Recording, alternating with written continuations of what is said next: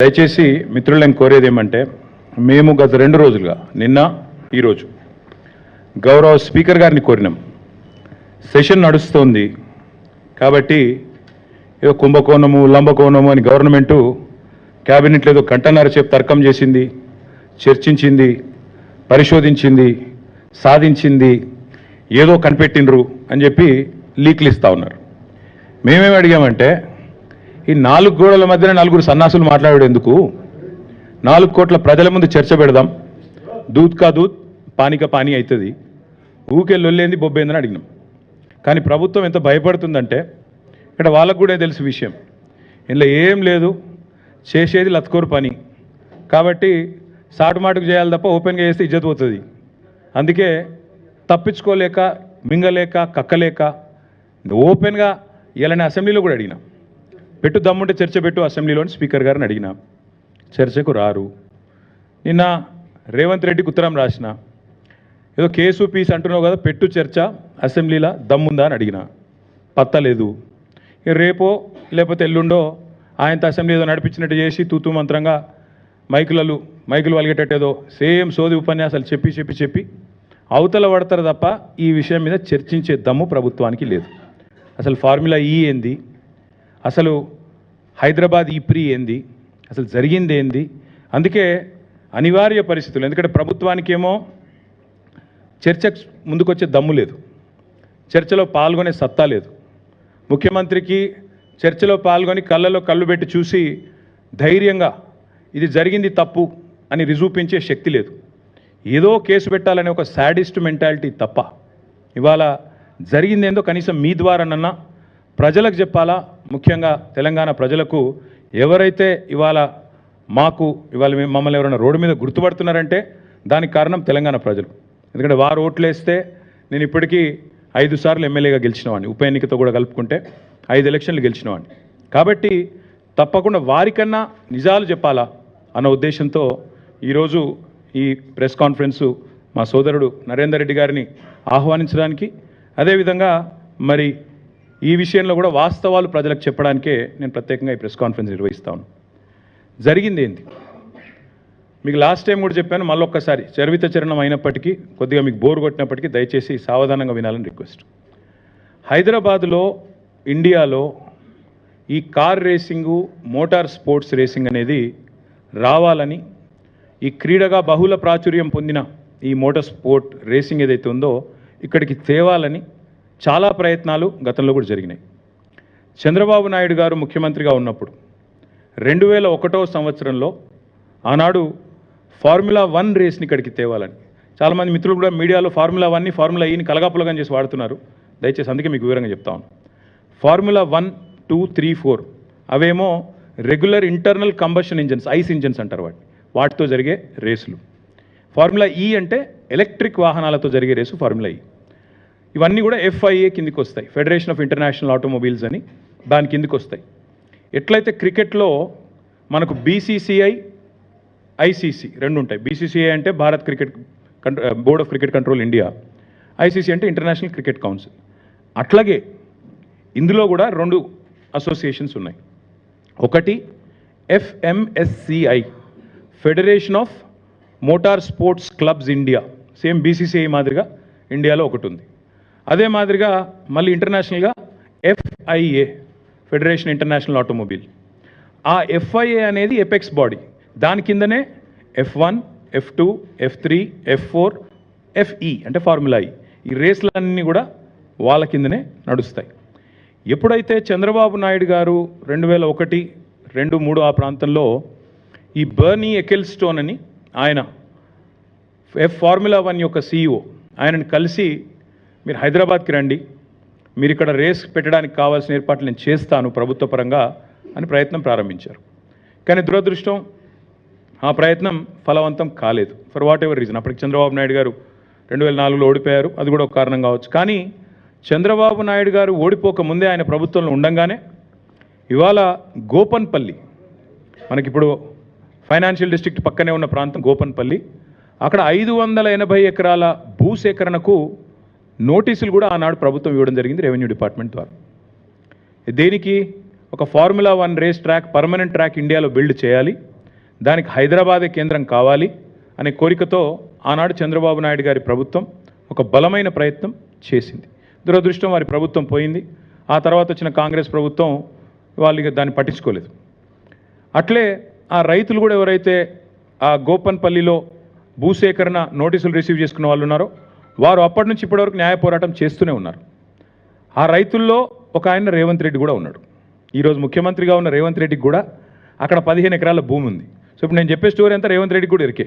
ఆయన గుంజుకున్నాడా లేకపోతే నిజంగానే రిజిస్టర్ చేసుకున్నాడా అది నాకు ఎరకలేదు. కానీ గోపనపల్లిలో భూమి ఉందని ఆయన అఫిడవిట్లో కూడా చూపెట్టిండు. ఎలక్షన్ అఫిడవిట్లో కూడా రేవంత్ రెడ్డి గారి ఎలక్షన్ అఫిడవిట్లో కూడా నాకు 15 ఎకరాల భూమి గోపనపల్లిలో ఎక్కడైతే ఫార్ములా 1 కోసం ఆనాటి అప్పటి తెలుగుదేశం ప్రభుత్వం భూసేకరణ నోటీసులు ఇచ్చిందో అందులో నాకు కూడా ఉన్నది అని చెప్పి రేవంత్ రెడ్డి గారు కూడా అఫిడవిట్లో ఎలక్షన్ అఫిడవిట్లో కూడా మొన్న 2023 ఎలక్షన్ అఫిడవిట్లో కూడా డిక్లేర్ చేశారు.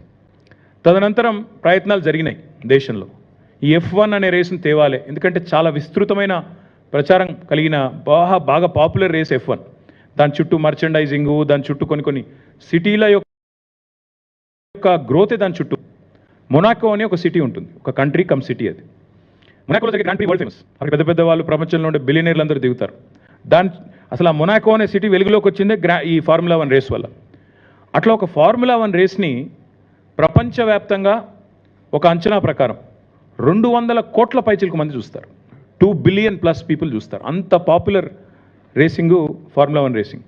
సో మన దేశంలో కూడా ప్రయత్నాలు జరిగి చివరికి ఉత్తరప్రదేశ్లో అప్పుడు జేపీ గ్రూప్ అని ఉండేది, ఇప్పుడు కూడా ఉన్నట్టుంది, జయప్రకాష్ గ్రూప్. నోయిడాలో వారు ఒక ట్రాక్ కట్టారు. పెద్ద ట్రాక్ కట్టి ఆ ట్రాక్లో ఫార్ములా 1 వాళ్ళని ఒప్పించి మొత్తానికి ఉత్తరప్రదేశ్ నోయిడాలో డబ్బులు మేము పెడతాము అని చెప్పి 1700 కోట్ల రూపాయలు ఖర్చు చేసి, ఇది ఎప్పుడు నేను చెప్పేది 2009-10 ఆ ప్రాంతంలో 1700 కోట్ల రూపాయలు ఖర్చు చేసి ఆనాడు 2009, 10, 11. ఎందుకంటే ఒక రేస్ అనేది ఒక సంవత్సరం కోసం జరగదు. రేస్ అనేది ఎప్పుడైనా కూడా ఒక 4 సంవత్సరాలు 3 సంవత్సరాలు సైనింగే. ఎందుకంటే ఒకటేసారి అట్లా వచ్చి ఇట్లా రేస్ చేసి వెళ్ళిపోవడానికి కాదు, ఉండదు. డెఫినెట్గా ఒకసారి దాన్ని ఏమంటారు క్యాలెండర్లోకి రావాలి, ప్రచారం జరగాలి. ఇప్పుడు నేను చెప్పాను అబుదాబి గ్రాండ్ ప్రీ ఉంటుంది, లాస్ వేగస్లో ఉంటుంది, తర్వాత సౌపాలోలో ఉంటుంది. ఇట్లా క్యాలెండర్ ఉంటుంది అనమాట. 12 నెలల్లో ప్రతి 2వ శనివారం ఏదో ఉంటుంది రేసు. అవన్నీ ముందే డిసైడ్ అయ్యి ఉంటాయి ఎక్కడెక్కడ రేస్ జరుగుతుంది అని చెప్తే మోటార్ స్పోర్ట్స్ ఎంతూజియాస్ అందరూ కూడా అయితే టీవీలో చూడడమో లేదా టికెట్లు కొనుక్కొని అక్కడ పోయి రేస్ చూడడమో ప్రత్యక్షంగా ఇవన్నీ జరుగుతూ ఉంటాయి. సో అట్లా ఉత్తరప్రదేశ్కి మొత్తానికి వాళ్ళు పట్టుకొచ్చారు, జేపీ గ్రూప్ వాళ్ళు పట్టుకొచ్చినారు. 3 సంవత్సరాలు జరిగింది race, 9, 10, 11. For whatever reason 3 సంవత్సరాల తర్వాత వాళ్ళకు ఫార్ములా 1 వాళ్ళు ఇక మళ్ళీ మేము రాము ఇండియాకి అని చెప్పి క్యాన్సిల్ చేసుకొని 11 తర్వాత వాళ్ళు వెళ్ళిపోయినారు. ఈ రీజన్స్ నాకు తెలియదు. కానీ దాదాపు అప్పట్లో జేపీ గ్రూపు అక్కడ ఉత్తరప్రదేశ్ ప్రభుత్వము అందరు కలిసి ఖర్చు పెట్టిన అమౌంట్ 1500 నుంచి 1700 కోట్లు. 1500 నుంచి 1700 కోట్ల రూపాయలు ఆ రేస్ నిర్వహణ కోసం ఖర్చు పెట్టారు. సరే, అందులో కొంత రెవెన్యూ కూడా వచ్చి ఉంటుంది, వచ్చిన వాళ్ళు చూడడానికి, స్పాన్సర్స్, దానికి దీనికి కొంత రెవెన్యూ కూడా వచ్చి ఉంటుంది. తర్వాత ఇంకా మళ్ళీ భారతదేశంలో మోటార్ స్పోర్ట్స్ రేసులు ఆ స్థాయిలో ఎన్నడూ జరగలేదు. చిన్నవి జరుగుతుంటాయి. ఫార్ములా 4 రేస్ అని మొన్ననే చెన్నైలో జరిగింది. నిన్నగాక మొన్న మీరు చూసింటారు, అమిత్ షా గారు జమ్మూ కాశ్మీర్లో ఫార్ములా 4 రేస్ జరిగింది, ఇది గర్వకారణం భారతదేశానికి అని కూడా మొన్ననే ట్వీట్ చేశారు, చూసింటారు మీరు. అట్లాగే చెన్నైలో మొన్ననే అక్కడి ప్రభుత్వం స్టాలిన్ గారు, వారి కుమారుడు డిప్యూటీ సీఎం ఉదయ్ స్టాలిన్ 42 కోట్లు ప్రభుత్వం నుంచి ఖర్చు పెట్టి ఫార్ములా 4 రేస్. ఫార్ములా 4 అంటే నిజంగా చెప్పాలంటే ఫుడ్ చైన్లో చాలా కింద ఉంటుంది. F1 తర్వాత F2 తర్వాత F3 తర్వాత F4 అలా. సో ఈ రకంగా ఈ రేసుల కోసం దేశవ్యాప్తంగా పోటీ ఎప్పటి నుంచో ఉంది. సో ఆ క్రమంలో గత 10, 11, 12 సంవత్సరాలుగా ఒక కొత్త ట్రెండ్ స్టార్ట్ అయింది. ఈరోజు మనం 2024 సంవత్సరంలో ఉన్నాం. ఇంకా 4 రోజులు అయితే 2025లో ఉంటాం.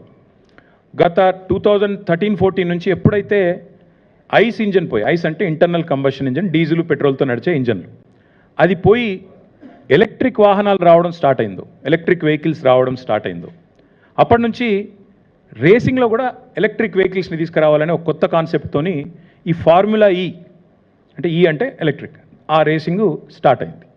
ఆ రేసింగ్ స్టార్ట్ అయిన తర్వాత దానికి కూడా విస్తృతమైన ప్రచారం వచ్చింది, దానికి కూడా విపరీతమైన ప్రచారం, విపరీతమైన అట్రాక్షన్ వచ్చింది.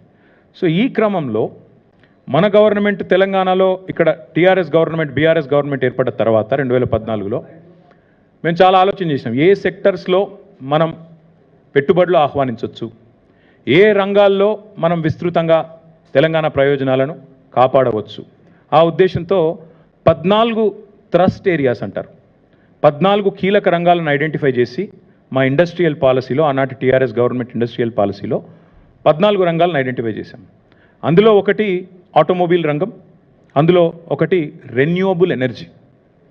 ఆటోమొబైల్ రంగం, అదేవిధంగా రెన్యూవబుల్ ఎనర్జీ రంగం.